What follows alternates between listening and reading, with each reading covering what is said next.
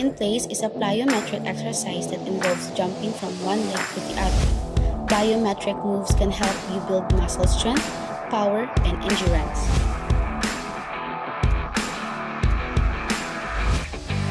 Burpees, a conditioning exercise in which a person squats, place the palms of the hands on the floor in front of the feet, jumps back into a push-up position, in some cases completes one push-up, returns to the squat position, and then jumps into the air while extending the arms overhead.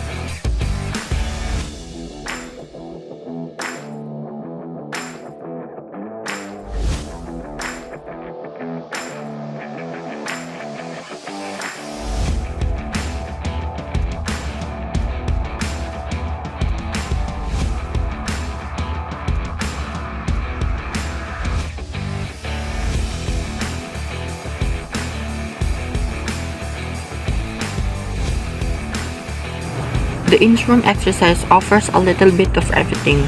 It helps strengthen the muscles of your anterior chain, the front half of your body, while stretching the muscles of your posterior chain, the back half of your body. And because it targets your entire body in some capacity, it gets the blood flowing.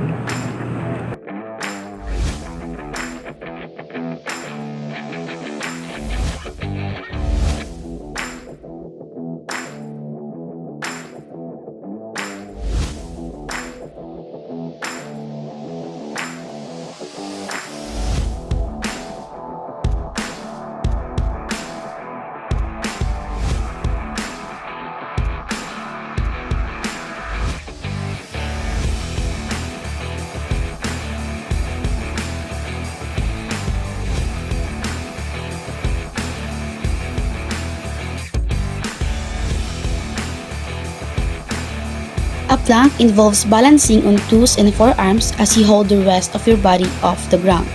Your spine is kept in a neutral position and your head, torso, and legs are aligned.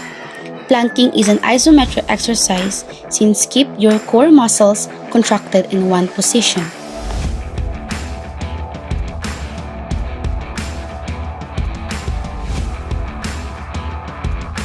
Running is the action of rapidly propelling yourself forward on foot.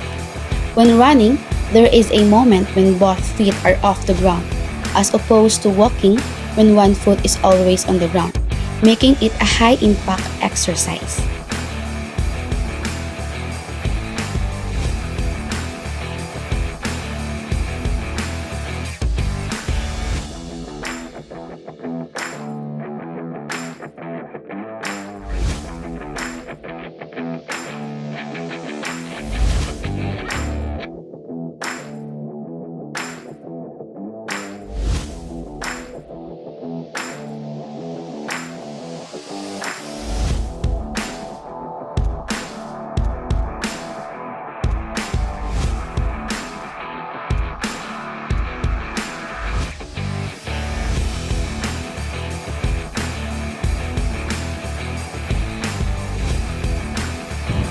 Hip dominant movements are those which require movement, either a flexion or extension around the hip joint, with minimal movement around the knee joint.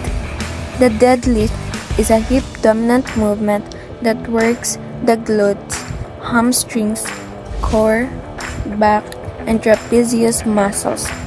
Because they work so many different muscle groups, deadlifts are an effective exercise to incorporate into a workout routine.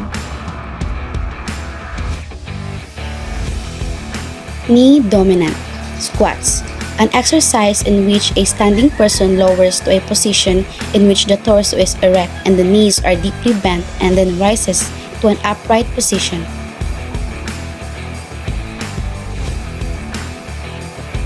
A conditioning exercise performed in a prone position by raising and lowering the body with the straightening and bending of the arms while keeping the back straight and supporting the body on the hands and toes.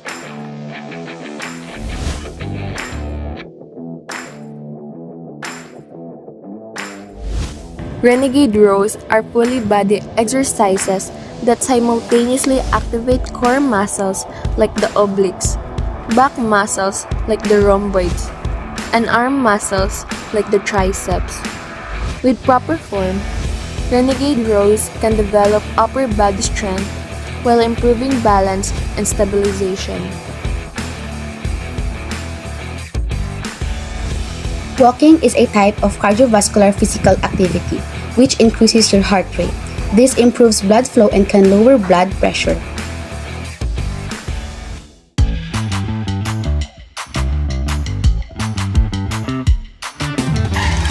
Sit on the floor, chair, or stability ball with knees bent and feet flat. Clasp hands together behind the lower back. Straighten arms while squeezing shoulder blades together. Hold a few seconds, then release and keep repeating.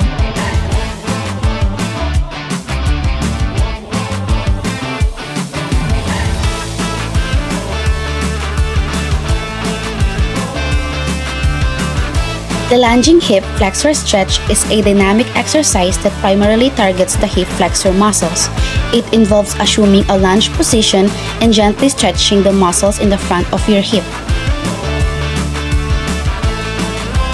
Lying pectoral stretch. Lay on your back with your fingers interlaced behind your head. Draw both elbows down to the floor to open up your shoulders and stretch your pecs.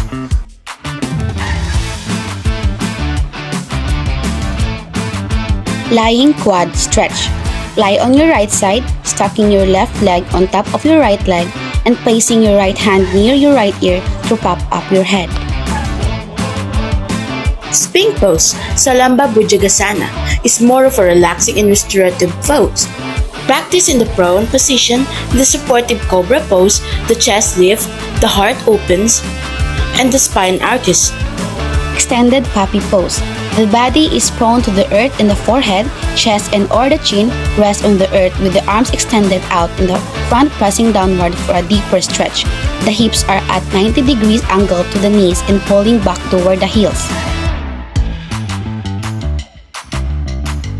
Pretzel stretch is a stretching exercise that primarily targets the lowest back and to a lesser degree also targets the glutes, middle back, and obliques. The only pretzel stretch equipment that you really need is the following medical ball. Reclining bound angle pose.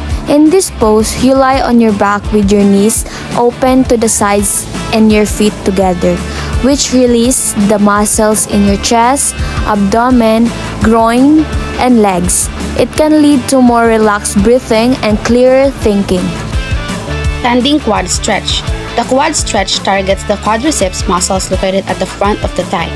It involves standing upright and lifting one heel back toward your buttocks, but there are many ways you can modify a quad stretch to make it more challenging or easier. Start by lying on your back with your knees bent and your feet flat on the floor. Next, clasp your hands around your knees and bring that knees up toward your chest. Hold your knees to your chest, keeping your lower back pressed to the floor for 15 to 30 seconds. The standing hamstring stretch is performed by bending forward at one waist to touch one toes. The standing hamstring stretch is also known as a forward fold or uttanasana in yoga practice. Lunge with spinal twist. A lunge twist, also referred to as a lunge with twist, is a lunge exercise in which you twist your midsection to the left or right while in the lunge position.